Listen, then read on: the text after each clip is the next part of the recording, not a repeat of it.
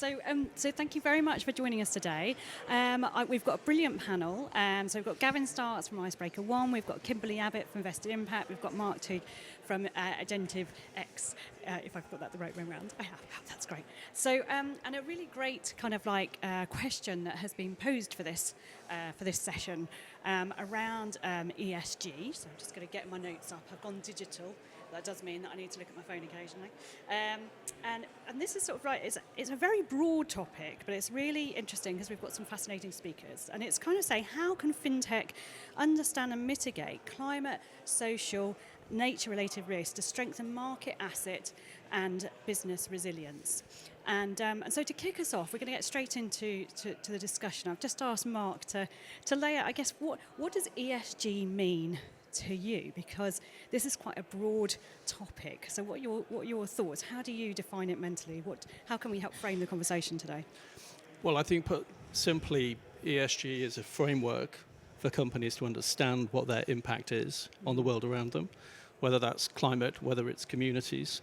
There are literally thousands of risk factors that you can rate, and I know Kim's business model captures all of them. So I won't labour that too much. But the other thing is about understanding how a business is run. What are the tram lines? What are the guardrails? Is it being run effectively? Is it being run ethically? Is it even considering what the impacts are? And I think, what does that look like in practical terms? I see it as a golden thread that runs through the whole of a business. So from setting the strategy, what are the objectives that the senior leadership team want to put in place? Operationally, are the people at the coalface delivering that? Going through to the reporting and the MI data, are we measuring what the impact is? And is the operations and the strategy aligned? And then the final point is going into the accountability. Is the incentives aligned with the strategy and the operations? Are people actually given incentives? Are they being paid to do the right thing?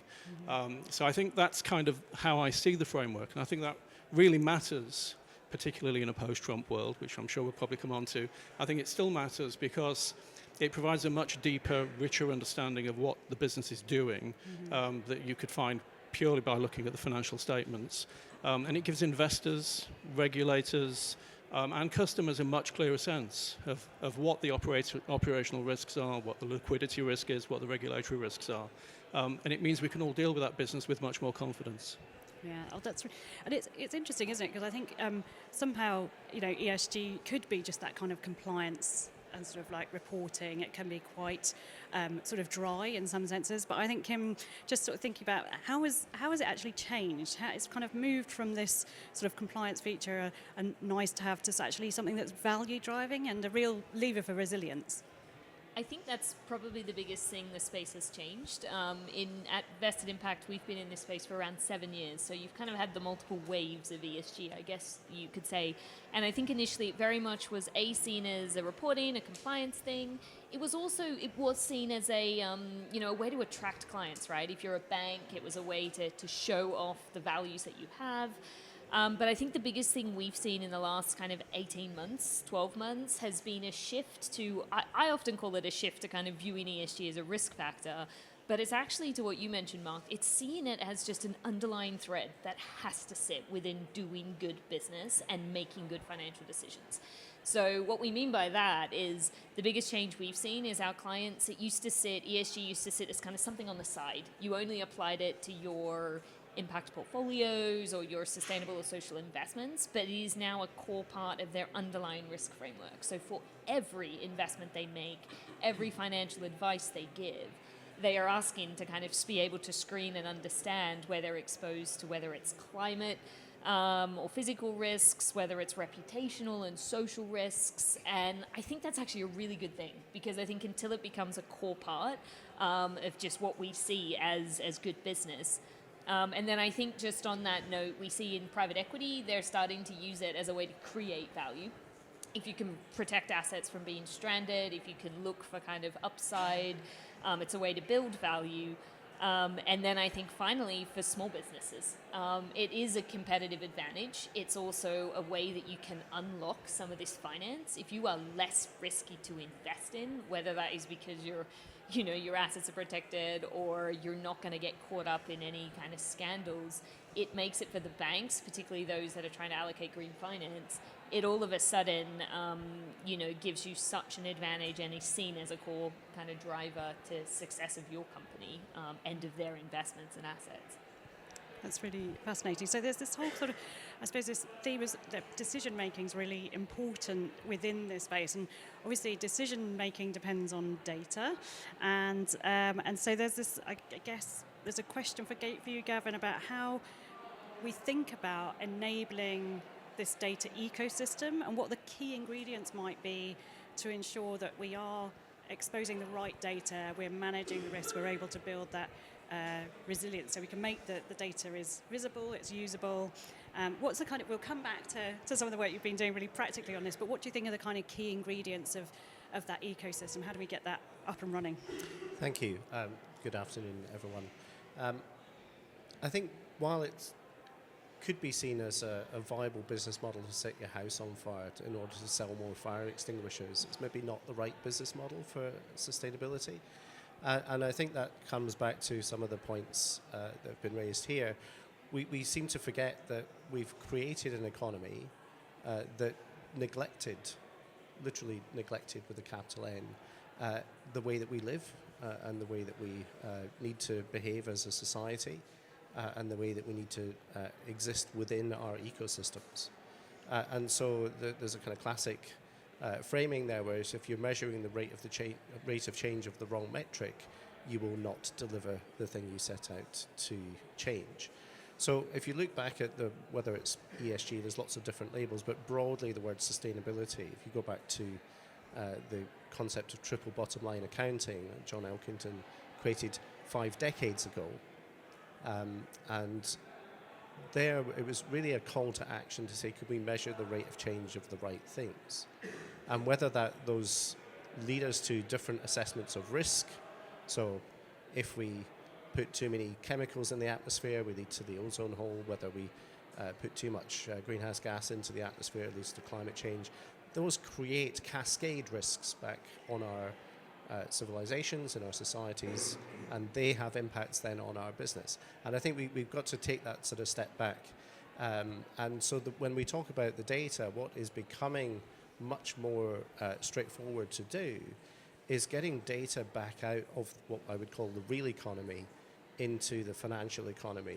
And just to very briefly touch on what I mean by that, I've been in more than one conversation with people who work in the financial sector.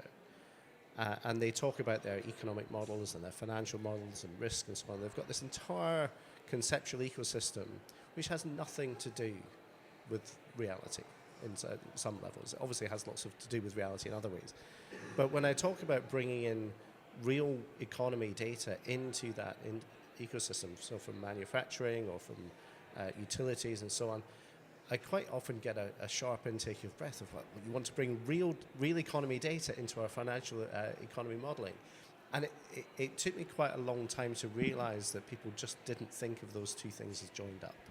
And possibly the most alarming meeting, or one of the most alarming meetings of many that I've been in, is with a whole bunch of central bank leaders saying, well, nearly 50% of our economy is dependent on the climate.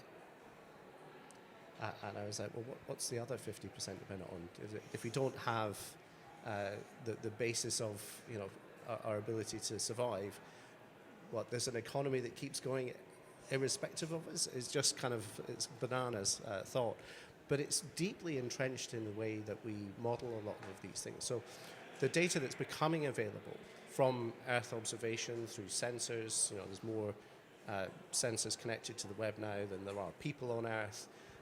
We've got completely new categories of data coming in at scale that we need to work out how to translate them into risk, how we translate them into value, as has been mentioned.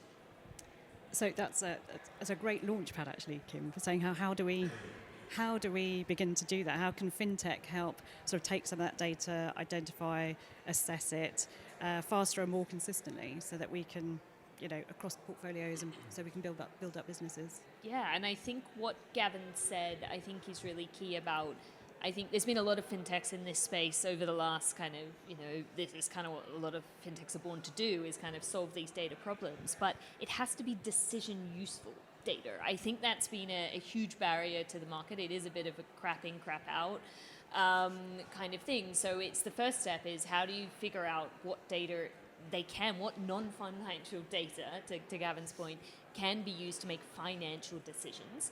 How do you then get data that is auditable and traceable and that behind that? Because these are highly compliance-driven and regulated sectors. How is that data as science-driven as possible? Because that matters a lot too when we're talking not just about the environmental side of things, but social impacts, and things like that. And then finally, how do you make sure that data covers as broad a society as possible, which, in financial markets doesn't just mean how does it cover your Apple, your Amazon, your ones like that. How does it cover private markets? How does it cover SMEs? How does it make sure that, the data is representative of the market as a whole? And also, if you're a bank, the risks that you're exposed to as a whole. So yeah, just as an example at Vested, that's kind of what we do, and we automatically assess and quantify the impacts and risks that companies have, private markets in particular, and we worked with MasterCard to help assess the impact of 2.7 million SMEs.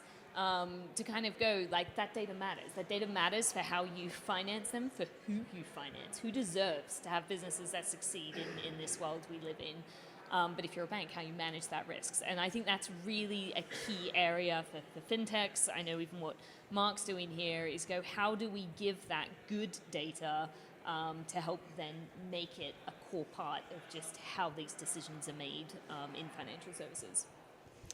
So we were chatting over lunch about sort of like where some work had gone in assessing smart data schemes for kind of bringing data through to market in a really useful way, in a positive way, and how it had been set up and how well it was doing. And that particular project was Perseus. And I don't know, have we got anybody on the panel who could talk to the question of how sort of Perseus is kind of helping me sort of like, well, helping answer some of Kim's concerns, I think, about SMEs and how we get finance to those, to the right sorts of companies. Okay, I guess I'll take that one.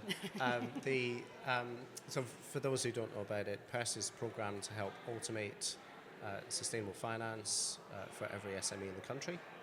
And the way it's going about doing that is to try and address, to the point just made about what is the actual decision criteria around sustainable finance. And if you're going to ask a bank or a lender, what actual data do they need in order to make a decision, they will give you a very different answer from the compliance requirements. And one of the key things they'll say, is it assurable? So we started by saying, if we can get access to initially just electricity data from the smart meter with the full provenance, so it becomes, in consultant speak, reasonably assured rather than limited assurance, so it's more trusted. That reduces the risk profile for the bank, and so the cost of capital comes down so they can give loans to SMEs for a reduced rate. So you're then creating the right type of financial incentive for people to engage. But that was the beginning of that journey. So we said, let's try and do one thing well, and that's unlocking the electricity data to begin with. We're now adding gas. But we didn't start by saying, let's measure all of Scope 3, which is an infinite well, which people have been working on for decades, and I look forward to them working on it for more decades, is to ask the question, what is financially relevant? What makes the difference? Now, the very exciting thing about this process that we've been through is at the beginning of the program, we asked all the banks, how did they do the calculation? We asked all the carbon accounting providers, how did they do the calculation? We got at least 100 different answers with different applications of the same standards, different applications of the same methodologies. And so you end up with an error bar of up to 300% on the carbon footprint of an SME. If you're doing spend-based analysis or lots of different other ways of doing it. So it's effectively a random number generator, and that's a quote from one of the big four consultants. I won't say which one for obvious reasons, but alternative was to then say, what one thing can we measure really, really well? So getting data from a smart meter, 30-minute resolution consumption, and 30-minute carbon intensity at the time and location of use is as accurate as we can get right now. So it's close to a science-based measure as we can get. And if you've got the provenance behind that, it's reasonably assured, it's really credible. The impact of that is getting everybody to go far together. So we've got Lloyds, Barclays, NatWest signed up, we've got Sage, Intuit, Xero engaged, is to take these products to where the customer already is, make it trivial for them to say, yes, I'd like to share my data, but I'm sharing quite delicate data, sensitive data to my business. Could you make sure that I'm also protected, which is where the smart data piece comes in. And then if we do that, what incentives can the banks create? And we published a report a couple of months ago indicating that this could unlock a £5 to £10 billion addressable market in the UK alone. And that is not just unlocking access to green loans or getting rid of the audit fees around sustainability-linked loans, but it's also, given that most SMEs prefer to fund things out of cash flow, is there a financial product, and this is in active discussion right now, is there a financial product where you would get additional, maybe a 15 bip difference on your savings, so a better interest rate on your savings, even if you'd funded a green incentive out of cash flow? Now, some of the banks are interested in that. My question to the banks is, why would you do that? Because they're not directly taking out a loan or something. The response was, well, if I don't do it, some of my competitors would. And given the feeding frenzy we're seeing right now around the SMEs, how do we get SMEs to, as an SME, which banking provider do I choose? It's very competitive, and the challenger banks are doing extremely well at the moment. We've got people like Alika as members. We've got Tide here in the audience as members. There's real innovation happening out in the marketplace because we've got an alignment between the incentives, the access to data, and the credible data flow underneath it. Brilliant, thank you, Gavin. And just coming to you, Mark, just thinking about sort of perhaps another market where you're operating. Kim talked earlier about sort of there being lots of data, and Gavin's been talking about how we've been kind of helping to get that data to the right places. But if you're a firm absorbing lots of data, sort of how you make sense of that can be quite tricky as well. So can you perhaps talk a bit about Agentiv-X and how they are kind of bringing greater transparency in risk management? It would be my absolute pleasure to talk more about Agentiv-X. I won't bore people with the science, but we've created a neurosymbolic AI tool which takes what is often unstructured data, and insurance companies are full of data, but a lot of it is incomplete, it has omissions, inconsistencies. So we take all of that data, we structure it, standardize it, so that companies can use that for recommendations, which creates more accurate decision making amongst brokers, underwriters, claims management teams. And we do that with white box technology. So to Kim's point, it's traceable, it's FCA compliant, and we're not using data that's been scraped off the internet like a lot of LLMs. So again, to Kim's point, it's not shit in, shit out. It's data that is verifiable and is coming from trusted sources. Most of it is internal business data. And in terms of what we do with that, we then create a decision layer which can help scale the decision making of the high value decision makers. So we're not a point solution to help efficiency.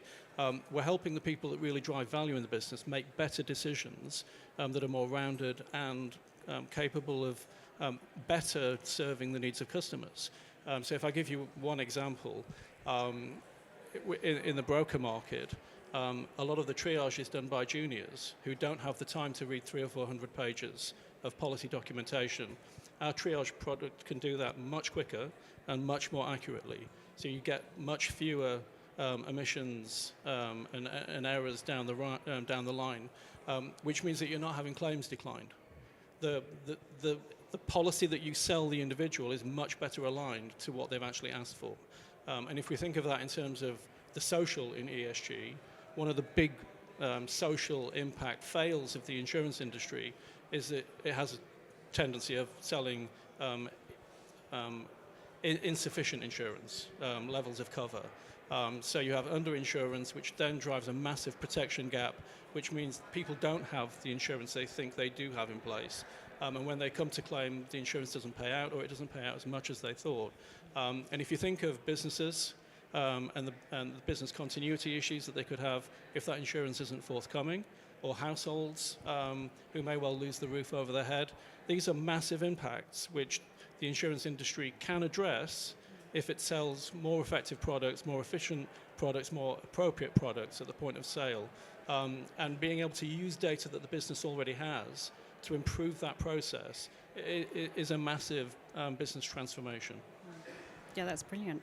We are kind of coming close to the end of our time slot, so I'm just going to just turn to Kim firstly, perhaps, and we can perhaps have across the panel just a last few moments, and we'll all answer the same question. But what do you think are the next big areas that we need to focus on for ESG? And I know there's one particular we haven't quite got to today in the time, so perhaps you can give us a quick thought on that Kim, and then I'll come back to you, Mark, and then Gavin before I finish up. I think there's probably two things. I think one thing that's coming in ESG risk is how do we manage the risk of people that don't disclose data. I think we can't wait. We can't wait for millions of companies in the world to happily report, and how do we trust what they do report? So I think the regulators are getting comfortable with estimates and things like that, but I think as technology providers, you also need to go, how do we get comfortable with what we do in the absence of actuals and things like that? And I think that's the next phase now is how do we cover that? And I think the second thing is social. There's been so much focus, rightfully so. Climate is one of the biggest issues to face us as a society, but I think social issues is becoming one of the things we're seeing the most. We're seeing a lot of our clients, our asset managers saying, well, not just to manage reputational risks of the firm, but to also look at how they're making sure what they're investing in is positively impacting the right parts of society. And it's not just things like health and education, it is things like inequalities, it is things like, if it is health, or pharmaceuticals, is it affordable? And that inclusiveness on how do we make sure that, not just the physical side of the planet, but the social side of it is covered is one of the biggest areas we're seeing grow even more. That's great. Thanks, Kim. And it's something definitely close to my heart in terms of thinking about how do we make sure we are driving inclusion and driving equality, really. Mark, did you want to just add some thoughts about sort of what the metrics for the S might be? Well, I think in my world, sort of having looked at this for 25 years, there's actually some really good metrics. If you look at the protection gap, if you look at household savings ratios, if you look at the investment ratios at household or business level, we can see that there are big gaps between what people are doing and what they need to be doing. And I think that is a big, as I was saying, a big fail on the social impact side. And I think from the insurance industry's perspective, there's a lot we can do to improve that by making sure that the products are more appropriate at the point of sale, as I was saying earlier, and making sure that we're not baking in underinsurance, or failing to meet specific groups in society. There are parts that the industry does not touch, and the distribution channels need to address that, and FinTech, I think, can help with that as well. But the other point is around pricing. Pricing sends a really important message, signal to people around what the risks are associated with their lifestyles and their businesses. And pricing needs to get much more risk sensitive. If you are doing good things as a business or as a household, that should be reflected in how much insurance premium you pay.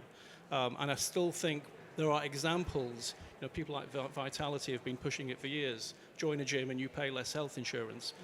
We don't see enough of that across the whole industry. And in particular on the commercial side. Businesses don't get the credit for making climate or social mitigations. So I think being much more risk sensitive on pricing is, I think, a really big thing that we need to explore.